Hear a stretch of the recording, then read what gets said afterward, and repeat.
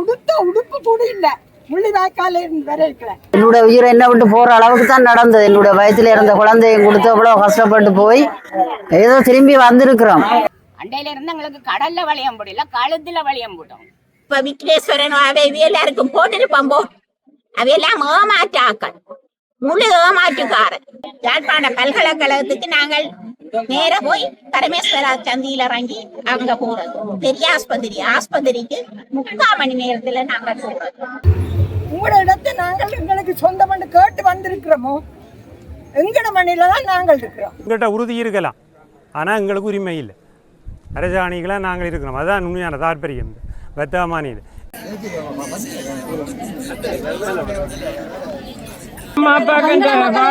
வாழ்க்கை எங்களுக்கு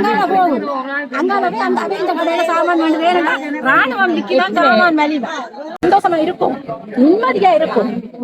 எங்கட நாட்டுல எங்கட நாடு போய் எங்கட ஊரை விட்டு போய் எவ்வளவு கேள்வி கேட்டோம். எத்தின வந்தான் ஏற்பட்டு ரக்கப்பட்டு வந்த நீங்கள் கப்பல்ல ரக்கப்பட்டு நீங்கள் ஒரு அந்யோன்யமான தொடர்பு இல்லாமல் ஒரு தொடர்பற்றவர்களாக இருக்கின்றார்கள். ஆக எங்களுடைய ஊர் மக்கள் எல்லோரும் இந்த இடத்துக்கு வர வேணும், எங்களுடைய ஆலயங்களில் உண்டாக சேர வேணும்.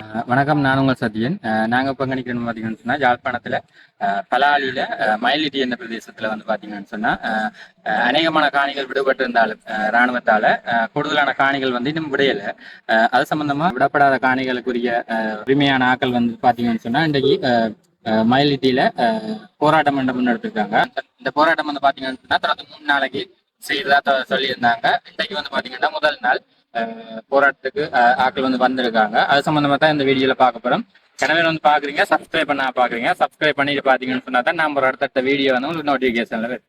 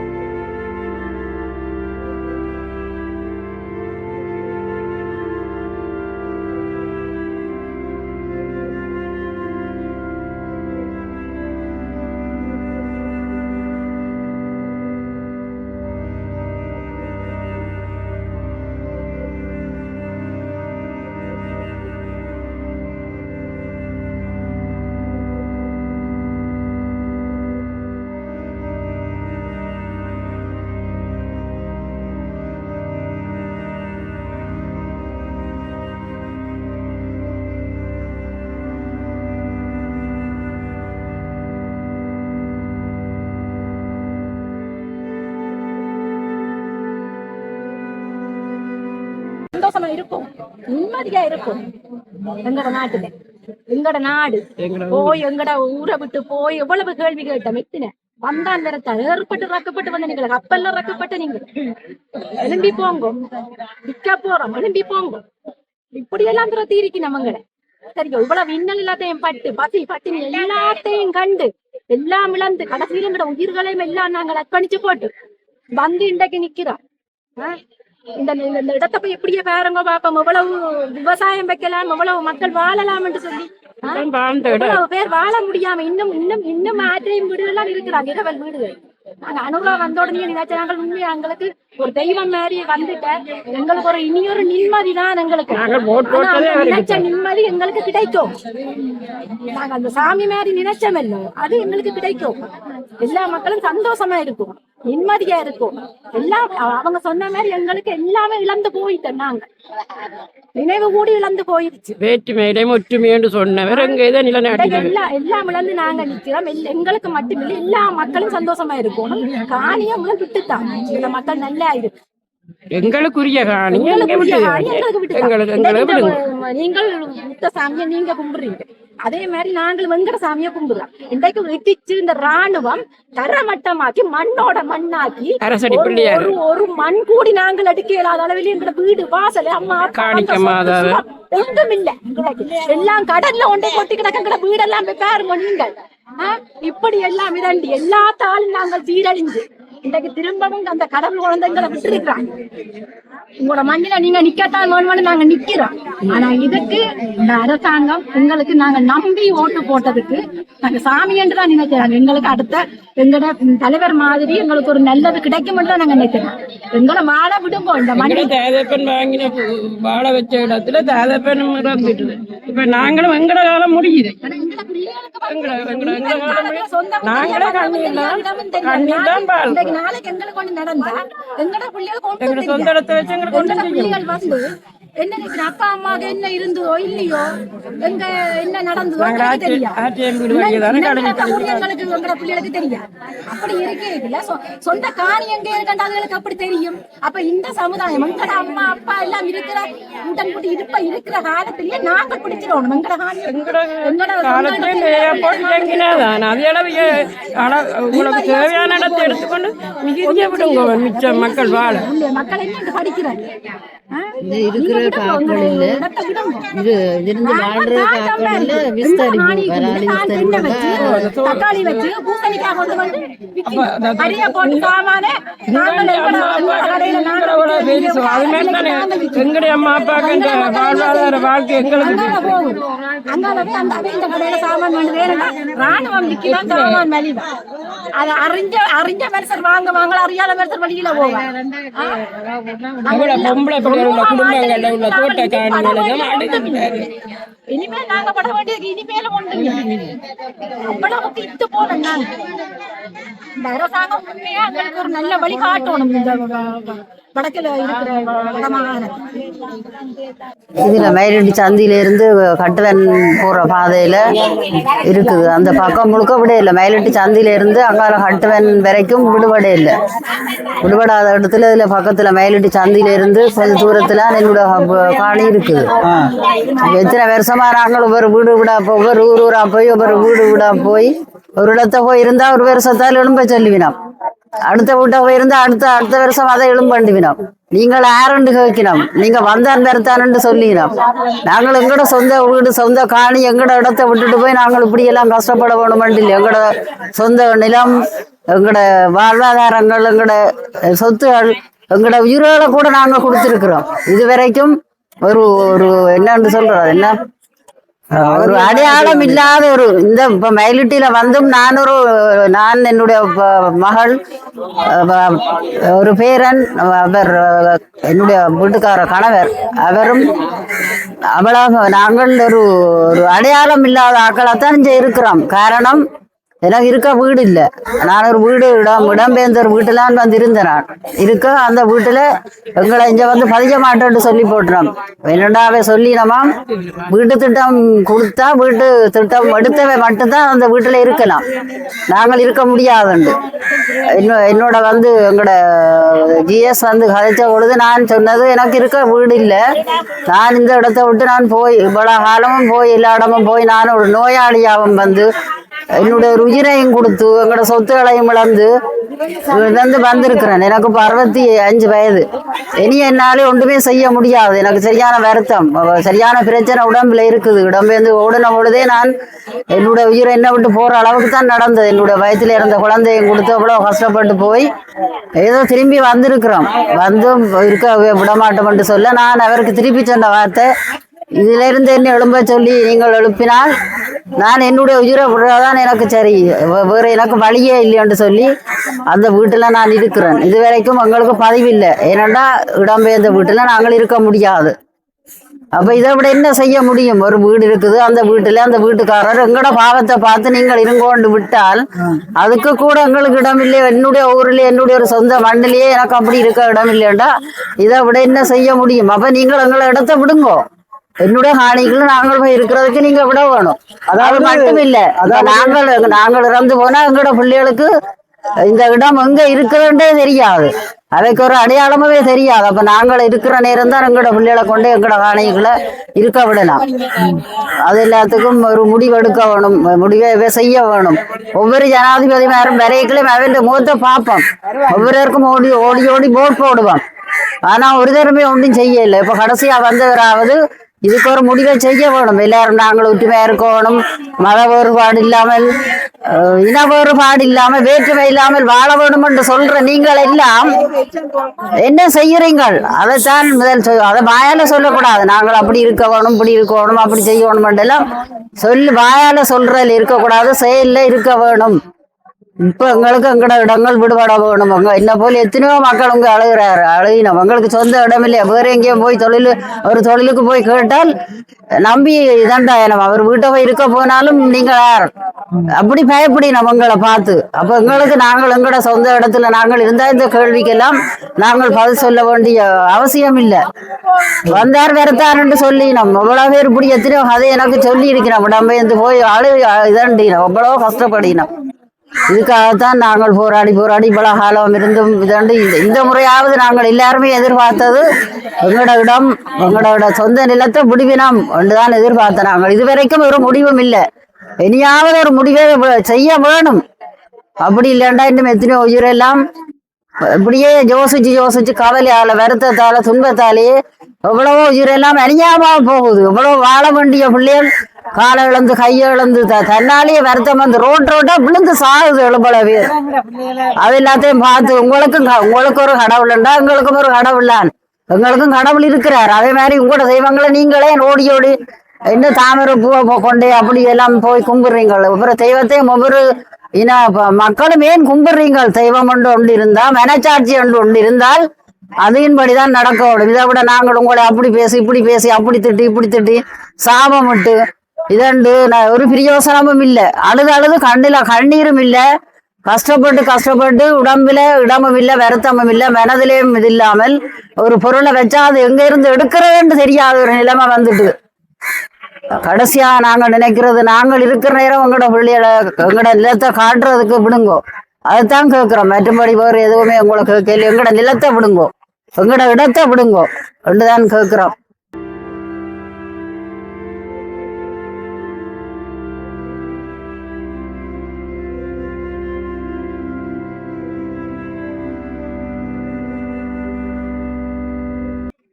நான் கேட்கின்றேன், இந்த இராணுவத்தினுடைய பாதுகாப்புக்காக வாழ்வதனுடைய தேவைக்காக வைத்திருக்கின்றார்கள் என்று சொல்லுகின்றார்கள். ஆனால் அங்கே எந்த ஒரு நடவடிக்கையும் நடைபெறவில்லை என்பதுதான் என்னுடைய கருத்தாகவும் என்னுடைய கேள்வியாகவும் இருக்கின்றது. ஆகவே இதற்கு ஒரு சரியான தீர்வுகளை எங்களுடைய அரசாங்கம் எட்டி செல்ல வேண்டும் என்ற நிலையில தான் இந்த போராட்டத்தினை நாங்கள் நடாத்தி செல்லுகின்றோம். இது தொடர்ச்சியான ஒரு போராட்டமாக இருக்கும். காரணம், நாங்கள் மற்ற இடங்களிலே போராட்டங்களை செய்து கொண்டு வருகின்ற நிலையிலே நாங்கள் அமைதியாக இருந்த நாங்கள் எங்களுடைய இடங்களும் காலப்போக்கிலே விடுபடும். கடந்த யுத்தம் நடைபெற்று கடந்த 15 வருடங்களுக்கு பிறகும் நாங்கள் அதே நிலையில்தான் இருக்கு. காரணம், நாங்கள் இனி எங்களுக்கு சொல்லல உங்களுடைய இதற்கான தீர்வுகள் எட்டப்படும், உங்களுடைய நடவடிக்கைகள் செயற்பாடுகள் நடைபெற்றுக் கொண்டிருக்கின்ற சொல்லுவது ஒரு சாத்தியமற்ற விடயமாகத்தான் நான் எதிர்பார்க்கிறேன். இந்த மக்கள் ஒவ்வொருத்தரும் வந்திருக்கிறோம் தங்களுடைய வீடுகள் தாங்கள் இப்போ தற்போது இருக்கின்ற இடங்களிலிருந்து வந்து கொண்டு அவர்கள் ஒவ்வொருத்தரும் தங்களுடைய துன்பங்களை, தங்களுடைய சொல்லனா துயரங்களை தாங்கள் ஒவ்வொரு வீடுகளை மாறி இருந்து கடைசியாக இயலாத நிலையிலே அவர்கள் கஷ்டப்பட்டு கொண்டிருக்கிற நிலையிலே அவர்கள் வாழ்ந்து கொண்டு வருகின்றார்கள். ஆகவே நீங்கள் இதற்கான ஒரு நடவடிக்கையை எட்டி செல்ல வேண்டும்.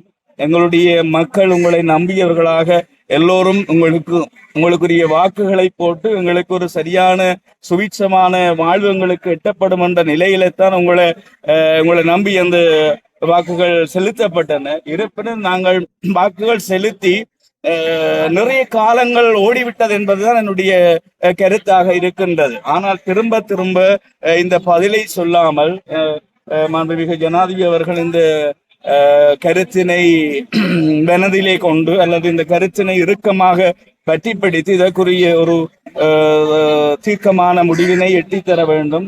மக்கள் நாங்கள் சந்தோஷமாக வாழ வேண்டும். எங்களுடைய நாட்டிலே எவ்வளவோ பிரச்சனைகள் இருந்தாலும் கூட எங்களுடைய நாடு ஒரு சிறப்பான ஒரு அமைதியான ஒரு சுவீட்சமான அழகான நாடாக காணப்படுகின்றது.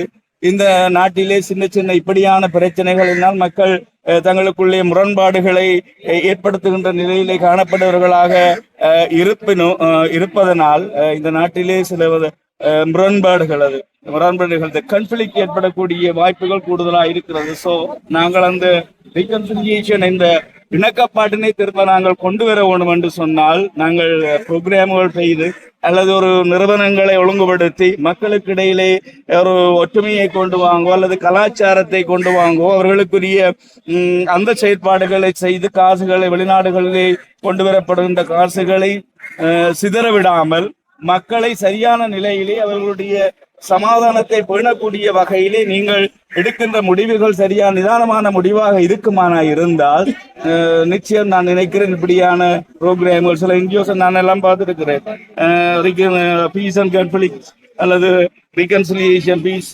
ப்ரோக்ராம்கள் எல்லாம் ஒவ்வொரு இடங்கள் ஒவ்வொரு வில்லேஜ் வைஸா செய்யணும். இதெல்லாம் தேவை. மக்களுக்கு என்ன தேவையோ அவருடைய தேவைகளை பூர்த்தி செய்யப்பட்ட நிலை. இப்ப எங்களுக்கு தேவை எங்களுடைய இடங்கள் விடப்பட வேண்டும். இந்த இடம் விடுபட்டால் அடுத்த கட்டம் நாங்கள் இந்த ஒரு பிரச்சனையை நாங்கள் பிரச்சனையாக கொண்டு வர மாட்டோம். என்ன காரணம்? எங்களுடைய தேவை நிறைவடைந்து விட்டது. ஆகவே எங்களுக்கு பிரச்சனை எதுவும் இல்லை. ஆகவே இதனை கருத்தில் கொண்டு மாண்புமிகு ஜனாதிபதி அவர்கள் எங்களுக்கு ஒரு நல்ல ஒரு தீர்வினை எட்டித்தர வேண்டும். நாங்கள் ஒரே மக்களாக ஒரே ஊர் மக்களாக நாங்கள் ஆரம்பத்தில் எப்படி வாழ்ந்தோம் உறவுகளோடு நாங்கள் இணைந்து பின்னிப்பிணைந்து வாழ்ந்து அந்த வாழ்வு எங்களுக்கு வேணும். நாங்கள் குறிப்பாக சொல்ல போனால் ஒரு 90ஆம் ஆண்டுகளுக்கு முன் எங்களுடைய மக்கள் எப்படி தங்களுடைய வாழ்வுகளை நடாத்தி அவர்கள் தங்களுடைய உறவுகளை எப்படி பலப்படுத்தி கொண்டிருந்தார்களோ அந்த வாழ்வு இப்போது இல்லை. அவர்கள் பிரிந்த நிலையிலே தாங்கள் ஒவ்வொரு இடங்களிலும் இருந்து வாழுகின்ற அந்த உறவுகளோடு வாழ்ந்த நிலையிலே அந்த உறவுகளுக்கு இடையிலே சரியான உறவு முறை இல்லாமல் விரிசல் முறையிலே அதாவது ஒரு அந்யோன்யமான தொடர்பு இல்லாமல் ஒரு தொடர்பற்றவர்களாக இருக்கின்றார்கள். ஆக எங்களுடைய ஊர் மக்கள் எல்லோரும் இந்த இடத்துக்கு வரவேணும். எங்களுடைய ஆலயங்களில் ஒன்றாக சேர வேண்டும். எங்களுடைய ஆலயங்களை சிறப்பாக நாங்கள் கட்டியெழுப்ப வேண்டும். நிச்சயம் நீங்கள் விடுவீர்களாக இருந்தால் உடனே எங்களுடைய ஆலயங்களை நாங்கள் முழுமையாக கட்டி அந்த ஆலயங்களை வழிபட்டு எங்களுடைய ஊரின் சிறப்பையும் எங்களுடைய ஊர் மக்கள் சிறப்பான வாழ்வை வாழ்வார்கள் என்று நினைத்து எனக்கு இந்த தருணத்தினை வழங்கிய உங்கள் அனைவருக்கும் எனது நன்றியினையும் பாராட்டினையும் தெரிவித்து நேரத்திலே நான் விடைபெற்று செல்கின்றேன். நன்றி, வணக்கம்.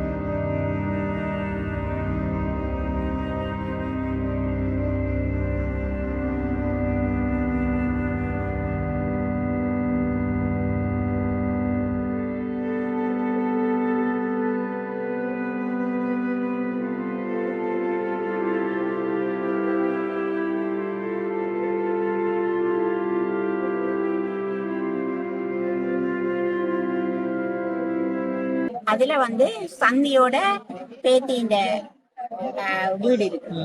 அதுக்கு அங்கால மருமகளின் வீடு இருக்கு. அதுல பார்க்க தெரியும் வீடு ஆமி இருக்கிறது.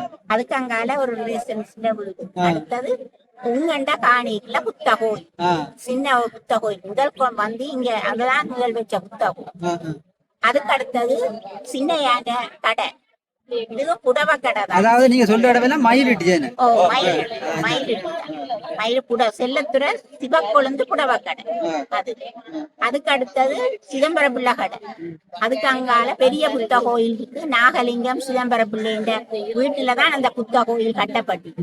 இங்கால தனவாள சிங்கம் கணபதி பிள்ளை வீட்டுலதான் அந்த ஆமி இருக்கிற அந்த எல்லா இடத்தையும் இடிச்சு போட்டு ஒரு சின்ன முன் பிராந்தையும் ஒரு ரூமோடையும் தான் அந்த ஆமி தனக்கு ஆபீஸ் வச்சிருக்கிறேன். அதுக்குள்ள போனா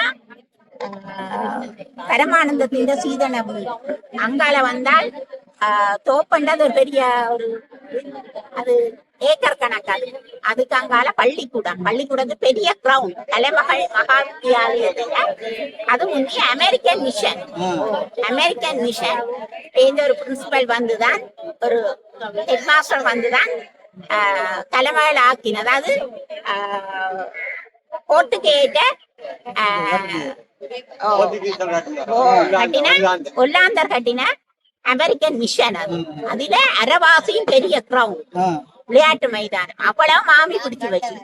அதுக்கு அங்கால தச்சு தொழிலாளிகள் இருக்கிற எங்கண்ட ஆக்கள் தானவே அவை இடங்கள் அவ்வளவுக்கும் இருக்குது. அங்கால பிள்ளையா கோயில் இருக்குது. அது எத்தனையோ நூற்றாண்டு பிள்ளையா கோயில். அதை இடிச்சு பிள்ளையாரையும் எடுத்துட்டீங்க. அதுக்கு அங்கால காணிக்க மாதா. அதுக்கு அங்கால போக ஐஸ் ஃபேக்டரி அதுகள் எல்லாம் வந்து பலாலி சந்தி வரைக்கும் இருக்கு. அதே மாதிரி ஏர்போர்ட் எல்லா போர்டர் வரைக்கும் மயிலிட்டி, கட்டுவன் வரைக்கும் மயிலிட்டி, இங்கால ஊரணி வரைக்கும் மயிலிட்டி. அவ்வளவு ஒரு பெரிய இடம். அப்ப நீங்கள் அந்த இடத்தை எங்களுக்கு மீட்டு தரும்.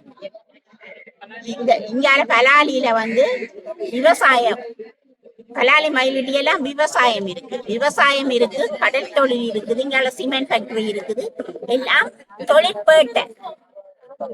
தொழிற்பேட்டையான ஒரு முக்கியமான இடம். அப்ப இதுல இங்கால ஆஸ்பத்திரி இருக்குது, மயிலிட்டி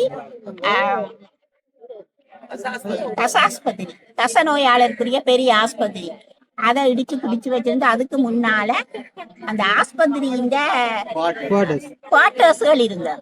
அதுல பெரிய ஒரு கல்வீடு இருக்கு. இப்ப அதுல அது இந்த பேத்தியின் வீடு, மருமகளின் வீடு. அதுல ஒரு பெரிய ஒரு ஹெட் ஆபீஸா வச்சிருக்கிற மாமி. அதுக்கு அங்கால என்னோட மருமக்கள் பராமக்களின் அவ்வளவு நிலமும் இருக்கு, அங்க வரைக்கும் இருக்குது. அதெல்லாம் பிடிச்சவே அப்படியே ரோட் போட்டவே அந்த தங்களுக்குரிய இதுகளை செய்யலாம். இங்கால வந்து மயிலிட்டியில வந்து வெங்காயம், மரவள்ளி கிழங்கு, செத்தல் மிளகாய் எல்லாம் இங்கால கட்டுவன் வரைக்கும் தோட்டம். புகையில சோழன். இப்ப இவ வந்து ஆவி வந்து இவ்வளத்தையும் தங்கடமயமாக்கி வச்சு தாங்கள் அதுல பயன்பெறுகிறான். தாங்களே அதை செய்து தாங்கள் அங்கால 100 ஏக்கர்கள் 100 பரப்பு காணி இருக்குது. என்னோட ஒண்ட விட்ட அண்ணன் முந்திரிய தோட்டம் அந்த எல்லையங்கால கேவிடி துரைசாமி என்ற ஒண்ட விட்ட அண்ணா அவற்ற 100 பரப்பு காணியில முந்திரிய தோட்டம் இருக்கு. அது அங்கால வந்து ஏர்போர்ட், அப்படியே வந்து ஏர்போர்ட். அதுக்கெல்லாம் வேண்டிய இடம் இருக்குது. இதே அங்க விவசாயம் பால் மாடுகள் வளர்க்கிறது. இவேண்ட முக்கிய தொழிலே விவசாயம். அப்ப அதெல்லாம் பாதிக்கப்பட்ட இவர் வந்து இணுவில்லை இருக்கிற இடம் விடாது. அதே மாதிரி இங்கால தென்னம்பிள்ளை பெரிய தோப்புகள் எல்லாம் இருக்கு, பிடிச்சு வச்சிருக்கிறோம். அந்த எல்லாரும் வெளியில போகணும். பிடிச்ச உடனே அப்படியே கொழும்பு வழிய போய் வெளியில போகணும். இப்ப எங்களுக்கு முக்கியமா அனுராவை கேட்கிறது, ஜனாதிபதியா இருக்கிற அனுராவை கேட்கறது எங்கட இடத்தை விட சொல்லியும். மற்ற இந்த ராணுவம் இதெல்லாம் எங்கட சொந்த காணி, அரச காணியே கிடையாது. எங்கட சொந்த காணி நாங்க சொல்றோமே கடை, எங்கட சொந்த காணியில இருந்து இந்த ராணுவத்தை முழுதா எடுத்து பிரிட்டிஷ் காலத்துல எப்படி பலாலி உள்ள இருந்ததோ ஆமி ராணுவம் அதுக்கெல்லாம் கொண்டே போடும். மற்றது பலாலி ரோட் வந்து யாழ்ப்பாணம் வரைக்கும் பலாலி ரோட் இருக்குது. கேகேஸ்ல இருந்து போய் பலாலிக்கு போறது அத பழைய மாதிரி அந்த 10 மணியோ 12 மணி வரை திறந்து விட சொல்லு. அந்த ரோட் வந்து திறந்து விட 5 மணியோ 7 மணி வரைக்கும் கூட்டி வைக்க வேண்டாம். எங்களுக்கு முக்கியமான இடம் என்னடாண்டால் யாழ்ப்பாண பல்கலைக்கழகத்துக்கு நாங்கள் நேர போய் பரமேஸ்வரா சந்தியில இறங்கி அங்க போறது. பெரிய ஆஸ்பத்திரிக்கு 3/4 மணி நேரத்துல நாங்க போறது.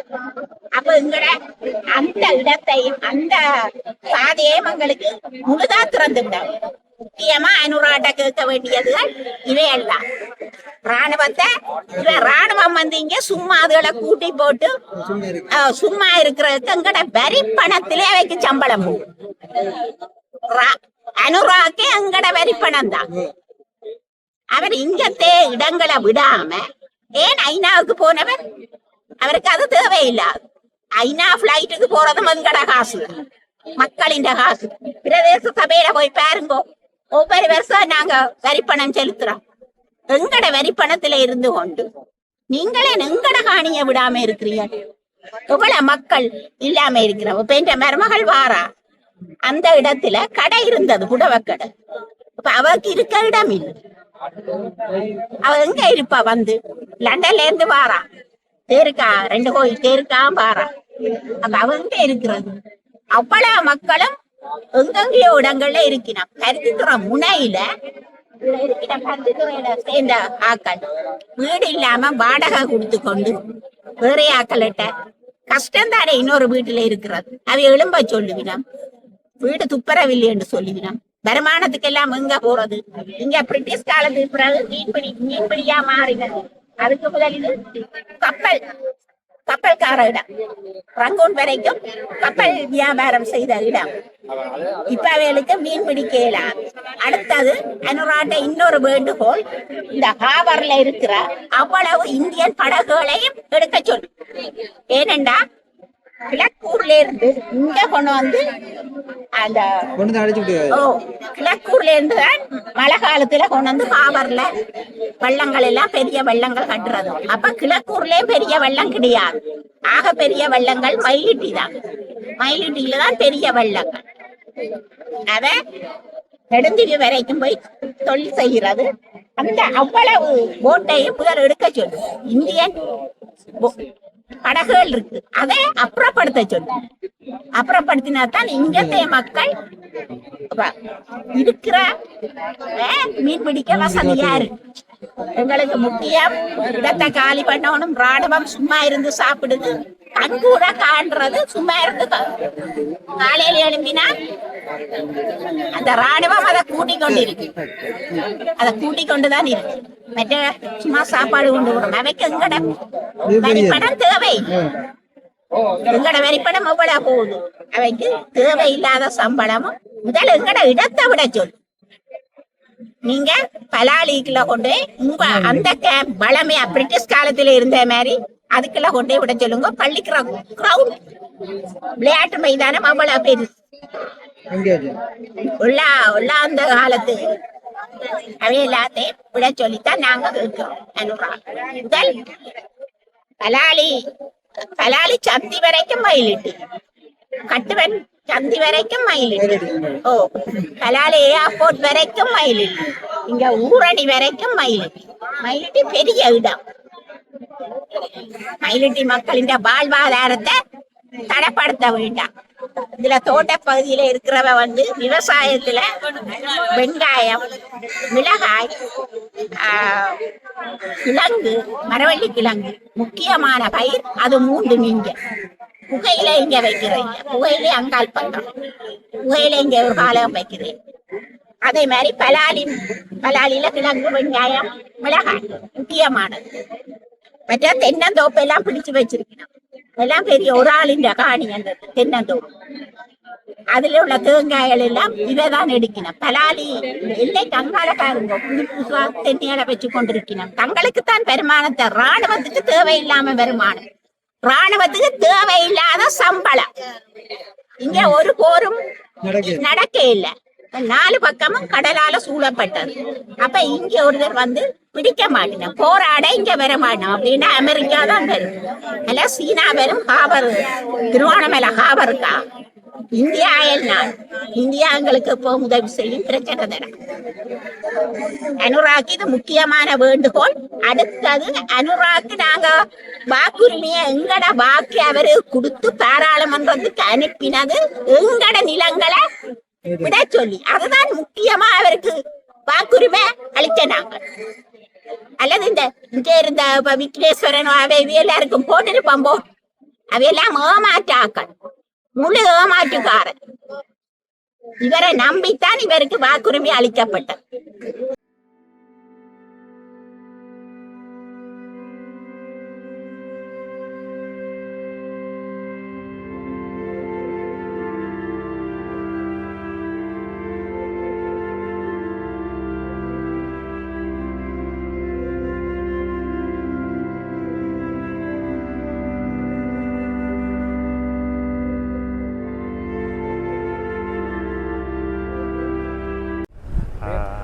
அலோசியஸ் இந்த மயிலிட்டி மக்கள், மயிலிட்டி மீள்குடியேறாத மக்கள், மீள்குடியேறக்கூடிய மக்கள் அவைகள் எல்லாருமா சேர்ந்து தான் இந்த போராட்டத்தை நடத்துகிறோம்.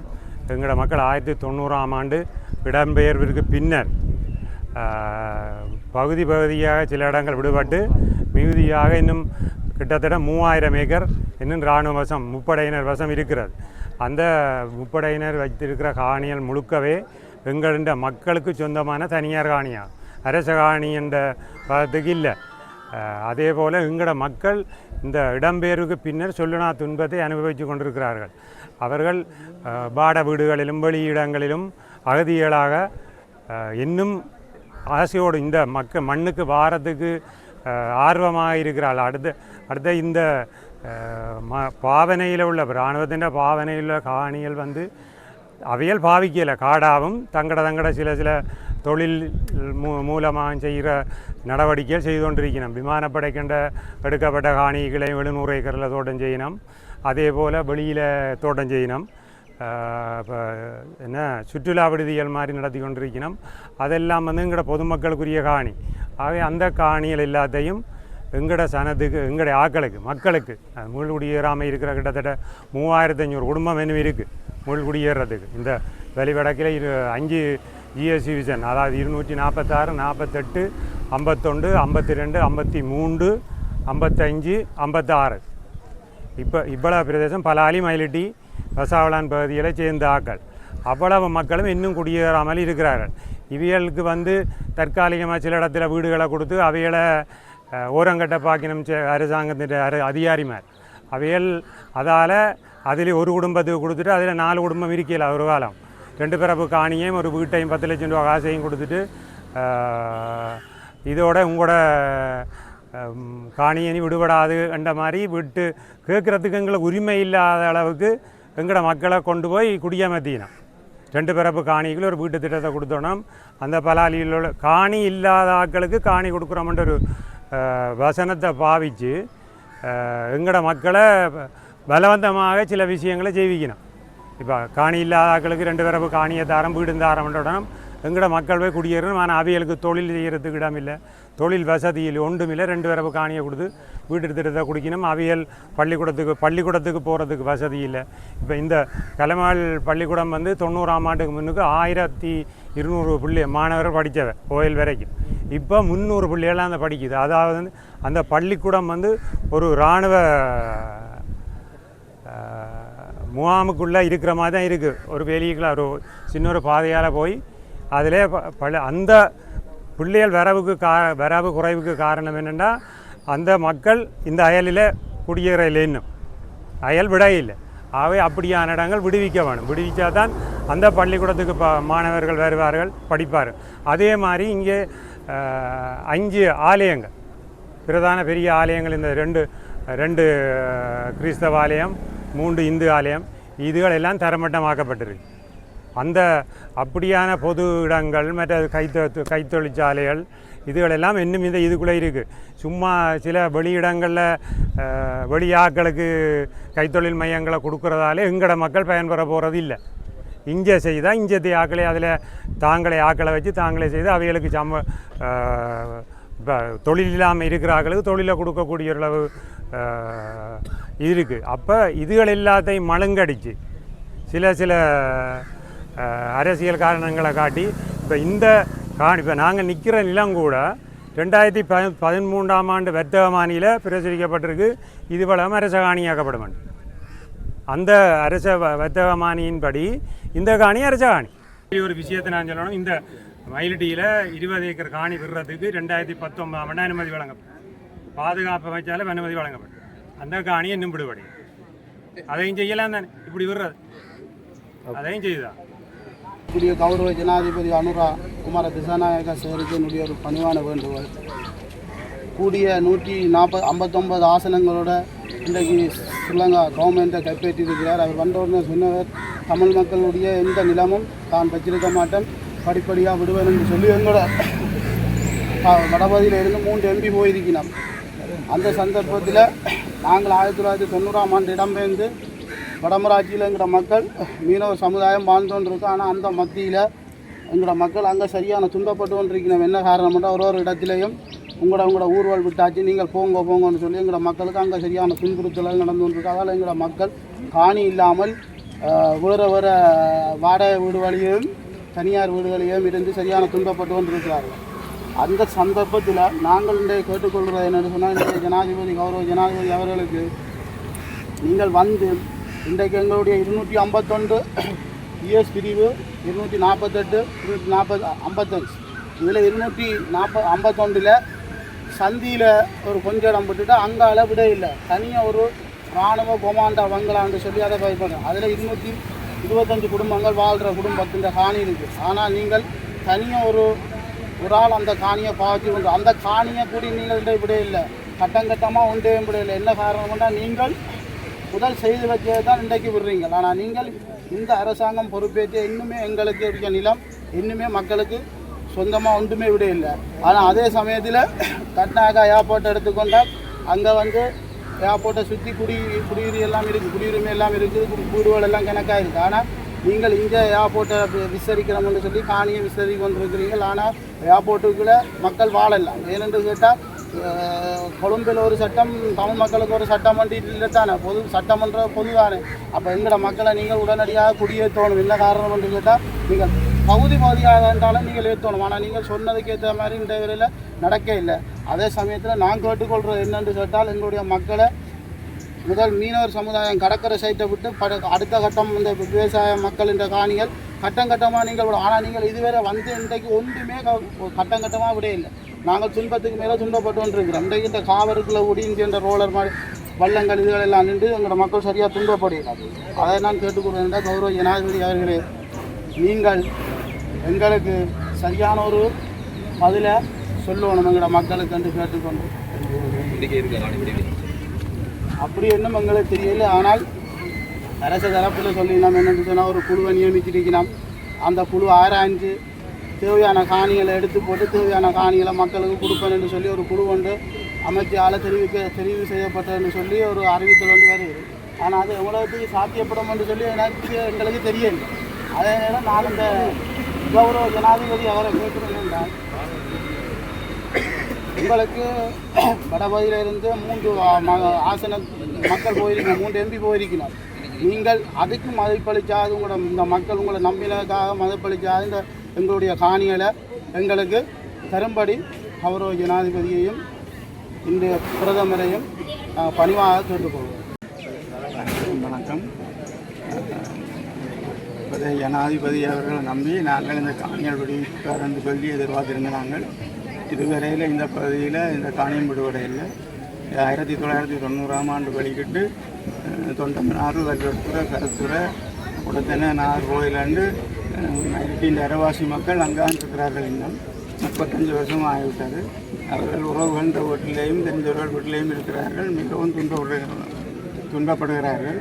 நல்லபடியாக எங்கள்கிட்ட காணிகளை எங்களோட மக்கள்கிட்ட ஒப்படைக்கணும் என்று கேட்டுக்கொள்கிறோம். இதில் அண்மையில் ஒரு கொமாண்டோ பங்களா இருக்குது. ஒரு வருஷத்தில் கூடி ஒரு பெரிய வந்தங்க தங்குற இல்லை, சும்மா தான் இருக்குது. அதில் நூற்றுக்கணக்கான குடும்பங்கள் தங்குற காணி அதை வச்சு கொண்டிருக்கிறார்கள். அதேமாதிரி ஒரு சில இடங்களில் முகாம் இருக்குது, மற்ற எல்லாம் வெறுங்காணியாகவே இருக்குது.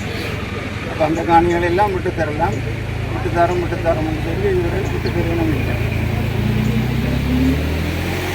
இந்த காணிகளை விரைவாக விட்டு தரணும்னு கேட்டுக்கொள்கிறோம். இந்த போராட்டம் தனியாக காணி விடுவிப்புக்கான போராட்டம்.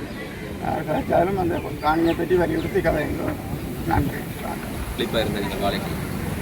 இது மயிலட்டி ஒரு சிறப்பான இடம். இலங்கையிலே மயிலட்டியிலிருந்து 15 லோரியில் மீன் கருவாடு குழம்புக்கு போகிறது. இலங்கையிலே மீன்பிடியில் முதலாவது இடம் மயிலட்டி. இங்கே உள்ள வீடுகளுக்கு சுத்தவிர வேலி தகரமன் இல்லை, எல்லாம் சுத்தமாக. அப்படி இருந்த நாங்கள் 2017 வரைகளில் இந்த 251 பிரிவில் 800 வரையான வீடு இருந்தது. இங்கே 2 வீடு தான் இராணுவம் இருந்தது, மற்றதெல்லாம் நிலத்துக்குள்ளே புதைக்கப்பட்டிருந்தது. இப்போ நிலத்தெல்லாம் வந்திருந்து இப்போ நாங்கள் ஓரளவுக்கு கொஞ்சம் இதாக கொண்டு வந்திருக்கிறோம். இதுவரையில் அந்த போராட்டம் வந்து நாங்கள் வெளிக்கிடாமல் இருந்திருந்தால் இது ஒரு இனி இல்லைன்று வளர்ச்சியான இடமா இருந்திருக்கு. அப்படி ஒரு வருவாய் ஒன்று இடம். இப்போ வருவாய்களுக்கும் சரியான ஒழுங்கு இல்லாமல் இருக்கிறோம். ஆணைப்பிடிப்பு சம்பந்தமாக என்ன சொல்லி ஆணைப்பிடிப்புக்கு ஆள் வழியாட்ட கச்சேரியில் அதுக்குரிய எல்லா இடங்களுக்கும் கடிதங்கள் கொடுத்துருக்கணும், பதிலே வருது. அப்போ நம்ம விடமாட்டோம்ன்ற சந்தேகத்தில்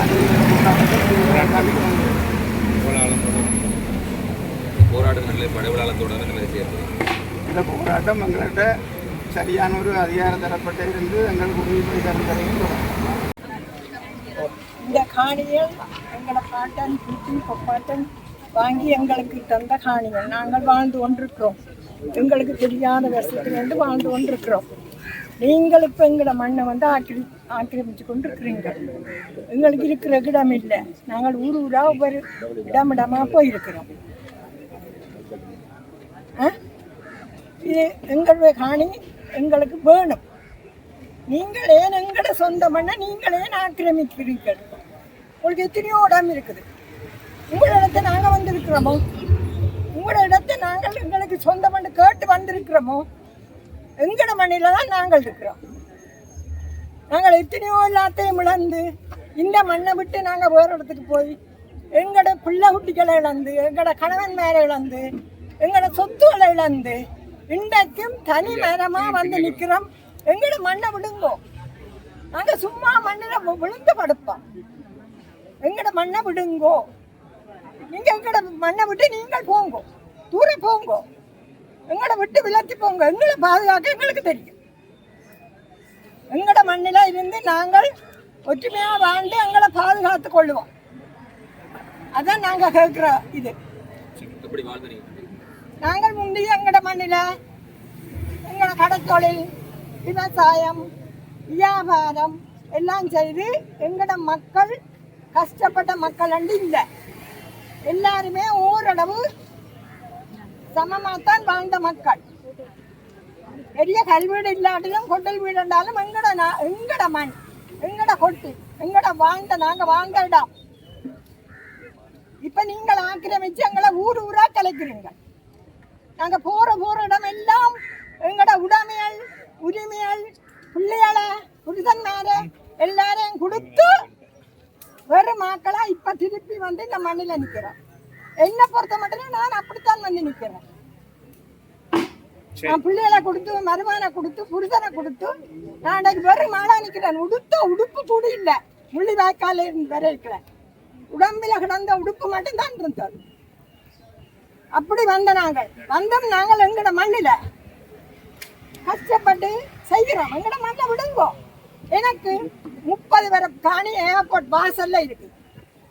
அந்த காணி இன்றைக்கு விட்டா நான் என்னுடைய பிள்ளைகள் வெளிநாட்டில் இருக்கிற பிள்ளைகளை கூப்பிட்டு எனக்கு வெளிநாட்டில் பிச்சை எடுக்க வேண்டாம், நீங்க வந்து விவசாயம் செய்யுங்கொண்டு விடு. அப்படித்தான் நான் இருக்கேன். எனக்கு ஏர்போர்ட் வாசல்ல 30 வரை காணி இருக்கு.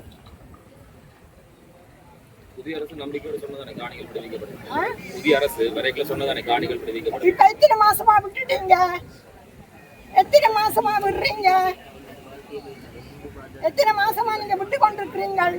என்னண்டா நாங்கள் தவக்க மாதிரி நடுவ கத்துறதா எங்கட தொழில். என்ன ஒன்றும் பிடிஞ்ச மாதிரி தெரியல. ஆனால் புதிய அரசாங்கத்துக்கும் வரைக இதயம் கிடந்தது. இப்ப எங்கேயோ குரங்கு திண்டுடுது போலோட இதய. அப்படி இருக்குன்னு சொல்றேன். ஏனென்றால் மைத்திரி அரசாங்கத்துல நாங்கள் போய் பாராளுமன்றத்தில், அதாவது பண்டாரநாயக சபையில் போய் நாங்கள் 17 மீடியாவுக்கு பேடி விட்டோம். அழுது கேட்டேன், இந்த காபரை விடுங்க. சரி, காபரை விட்டதுக்கு அங்காலோட கிரகாணி அப்பட மனசு. அப்ப இங்க இந்த இதயம் இலங்கை ஆள்ற ஒவ்வொருத்தருக்கும் இதயம் இல்லையா நான் சொல்றேன். நாங்கள் இன்றைக்கு 30 வயது ஓடி இன்றைக்கு 66 வயது என்ன இந்த நிலையில வந்திருக்கிறோம். நாங்க சாகுற நேரம் என்றாலும் எங்கட காணியில போய் குடியிருந்து ஜோசக்காரரா வாழலாம்டா இவ விடுற மாதிரியா என்ன தெரியல. ஆனா இப்ப நான் அடிச்சு சொல்றேன், இவ கட்டவிடாலும் எங்களுக்கு காணி விடத்தான் வேணும், விடுவேணும் இன்றைக்கு சொல்றேன். என்னடா இந்த முறை இது கடைசிப்படி என்னுடைய வாழ்நாள்ல காணி விடுவினா. நான் நேற்று ஒரு கோயில்ல போய் ஒரு விண்ணப்பம் எழுதினான்.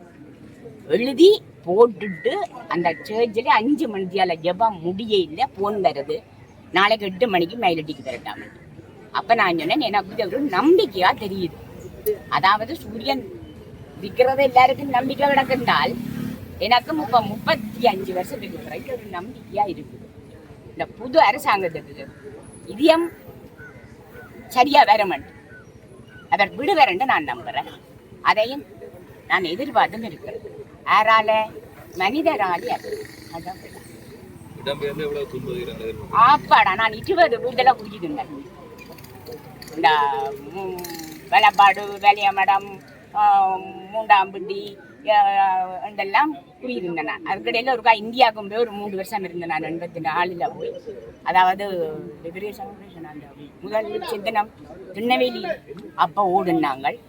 ஓடி போய் ஒரு 3 வருஷம் அங்கே இருந்துட்டு வந்தேன்னா அப்போ அதுக்கும் ஒரு இடம்பெயர்வு தான் எங்களுக்கு தாக்கம் தான். ஃபுல்லாக எங்களோட வாழ்க்கை வந்து தம்பி வாழ்க்கைய இடம்பெயர்வு. வாழ்க்கை எங்க திருமணம் முடிச்சு சந்தோஷமா வாழ்றானே வாழ்க்கை. கடனை அடுத்த நாள் என்னண்டு கேட்க கடல் வளையம் போட்டுட்டாங்கன்னு பேர் வந்து சொன்னேன். அது என்ன கடல் வளையம் கேட்க கடலுக்கு ஒரு வளையம் போட்டு விடாம அங்கால போக வேண்டாமா? அண்டையில இருந்து எங்களுக்கு கடல்ல வளையம் போடல, கழுத்துல வளையம் போட்டோம் எல்லாரும். என்ன இன்றைக்கும் அந்த வளையம் எங்கட காலத்தால எடுபடை இல்லைன்னு சொல்லுவோம் எல்லாரும். அதானே சொல்றோம், நாங்க தவளை மாதிரி கத்தி பிரியோசனம் இல்லை. எங்களுக்கு கடவுள் கிருபை பண்ணுங்க. நான் இப்ப கடைசியா நான் அரசாங்கத்துக்கு அரசியலுக்கு போட்டோம், ஆன்மீகத்துக்கு போட்டோம். அப்ப என்ன மனுஷன் சொன்னார், நீ ஆன்மீகத்துக்கு போனேன்டா என்ன கையை விட்டுடுவேன், நீ அரசியலுக்கு போ. அப்ப எலெக்ஷன்ல நின்றன சரியோ, சகல சனத்துக்கும் எல்லா உதவியும் செய்தனா. ஆனாலும் அட்ரஸ் ஆள்ற அட்ரஸர்களை இந்த காணியை விடுறது சட்டியான கஷ்டமாயிருக்கு.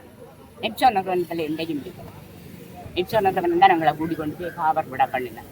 நாங்களா போய் விட இல்லை, நெப்சோ நகரம் தேசிய மீனவர் ஒத்துழைப்பு இயக்கம் சரியோ. அதான் இந்த காவரை விட பண்ணுங்க. எங்களை பாவிச்சு நாங்கள் தான் இடமேந்த மக்கள் சார்பாக கதைக்க வேண்டிய ஆக்கள் எல்லாத்தையும் கட்டித்தனமா செய்தோம். இன்னும் மிச்ச காணியை செய்ய காலமே இல்லாது கையும் இல்லாது தம்பி.